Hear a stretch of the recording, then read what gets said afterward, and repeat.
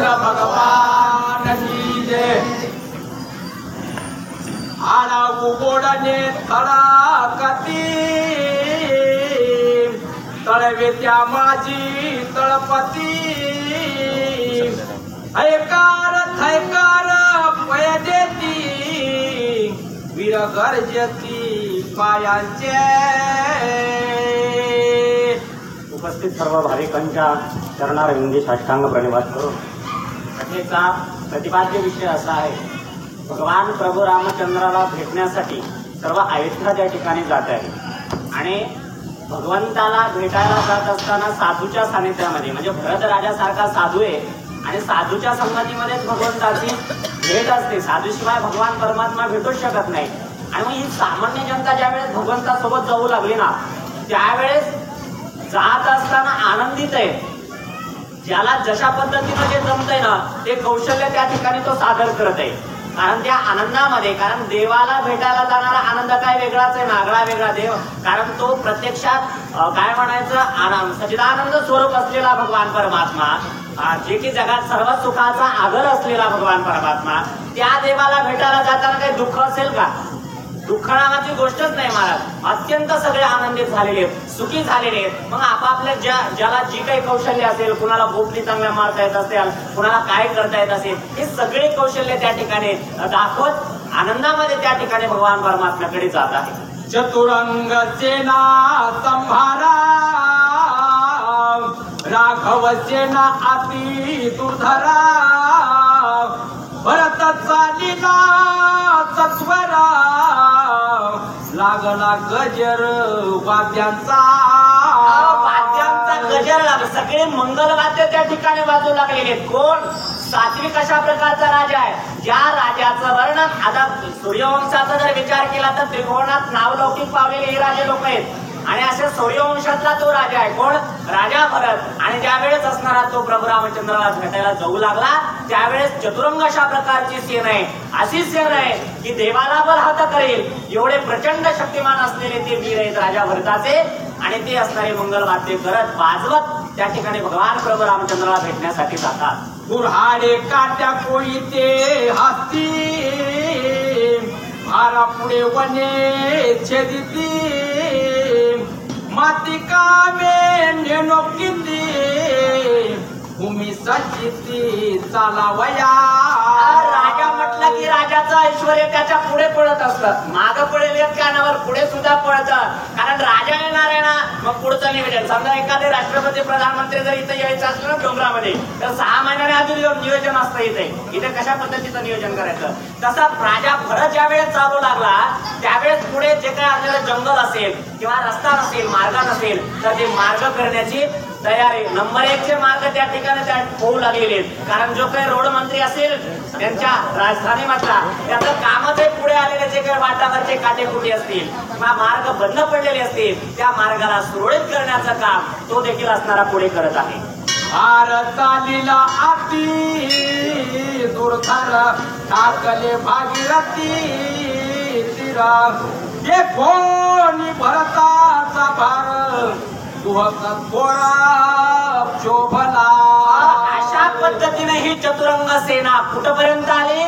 भागीरथीच्या तीरावरती आली। आणि त्या भागीरथीच्या तीरावरती कुणाचं वास्तव्य होतं?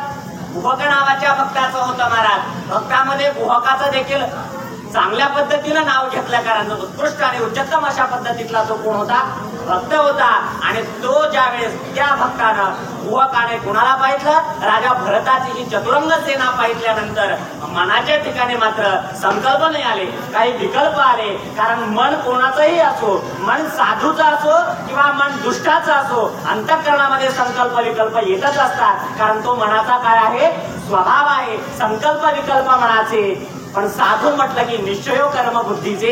साधू मात्र साधूची बुद्धी कशी असते? व्यवस्थित असते। मनाच्या ठिकाणी जरी चुकीचे विचार आले तरी त्या चुकीच्या विचाराला व्यवस्थित आखडायचं काम कोण करत असते? साधूची सद्बुद्धी करत असते। म्हणून साधू असला तरी त्याच्या पोटात काही वावड येत नाही अशातला भाग नाही, साधूच्या पोटातही वाईट येऊ शकतं, पण त्याची बुद्धी एवढी प्रचंड आणि सद्बुद्धी असते की मनाचा लगाम म्हणजे त्याची बुद्धीची जी काय म्हणायचं जोर आहे, लगाम आहे, तो त्या पुढ्याला तो आघळतो। म्हणून त्या गुहकाच्या मनाच्या ठिकाणी थोडा विकल्प आला की माझ्या प्रभूला मारण्यासाठीच हा चतुरंग सेना घेऊन जात आहे, अशा पद्धतीचा एक चुकीचा विकल्प भूपक राजाच्या म्हणजे भूपक भक्ताच्या अंतःकरणात निर्माण होतो. कैसा राज्य लोभ अति दुर्धर सख्या बंधूस पाडिले वैर भरते सजोनिया भारा श्रीरामचंद्रा मारू जातो. हा कुठला विचार आला भूपकाच्या अंतःकरणात? भूपक म्हणू लागला, अरे अरे काय वाईट आहे या जगाची रे, लोभ इतका वाईट आहे, एवढा लोभ वाईट आहे, एवढा चांगला आणि सुंदर भाऊ ज्याला होता त्या भावाबरोबर देखील यानं वैर निर्माण केलं. सगळ्या जगाला किंवा सगळ्यांना उद्ध्वस्त करणारा जर कोण असेल या मानवी जीवनाला तर तो केवळ लोभ आहे. खऱ्या अर्थानं माणसं कोणी जगामध्ये कोणीच कुणाचा शत्रू आणि मित्र नाही. महाराज भगवंताने गीतेमध्ये सांगितलंय ना, आत्मरोग काहीतरी एक श्लोक आहे, स्वतःच माणूस स्वतःचा म्हणजे वैरी आहे आणि स्वतःच माणूस स्वतःचा शत्रू आहे. खऱ्या अर्थाने या जगात तुमचा मित्रही कोण नाही आणि खऱ्या अर्थाने जगात तुमचं शत्रूही कोण नाही.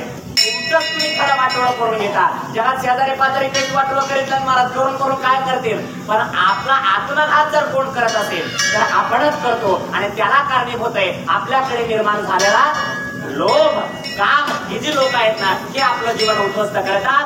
किती वाईट आहे, किती वाईट आहे. इतका प्रभू रामचंद्रासारखा सज्जन भाऊ असताना त्याच्यामध्ये एवढा द्वैत निर्माण करा, त्याला मारण्याकरता हा फरक जातोय. याला कारण जर काय असेल तर याच्या अंतःकरणामध्ये केवळ लोभ आहे. कशाचा?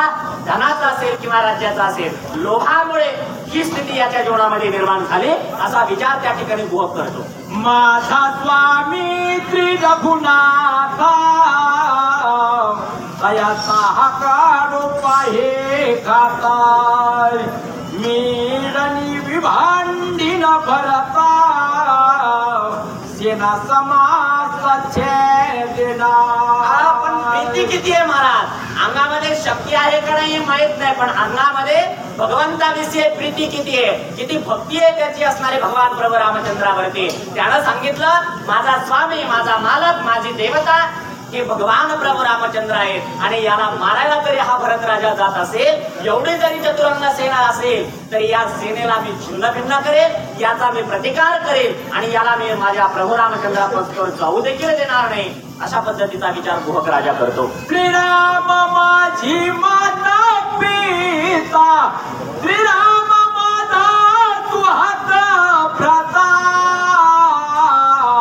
श्रीराम सद्गुरु निजात्मता, श्रीराम तत्वता आत्मा माझा हो. भूपकाने सांगितलं, अरे प्रभू रामचंद्राचं आणि माझं नातं काय? त्याच्याशिवाय मी असणारा काही नाही. सगळ्या प्रकारची जी नाते, तो माझा सर्वस्व आहे. वास तो माझा सर्वच आहे. कृष्ण माझी माता, कृष्ण माझा पिता, बहिण बंधू चुलता, कृष्ण माझा. जे काही जगाच्या पाठीवर नाती आहेत, नाती गोती आहेत, ती सगळे नाती गोती माझे कुणाशी जडले? भगवान प्रभू रामचंद्राशी जडले आहेत. म्हणून त्या प्रभू रामचंद्राला जर हा मारायचा जात असेल तर त्याचा प्रतिकार करण्यासाठी मी या ठिकाणी समर्थ आहे असा भूपक त्या ठिकाणी बोलतो. त्याचा कराव या घात संन्यासी जातो भरत, त्याचा परिणामी निपांत श्रीराम भक्त तय सत्या.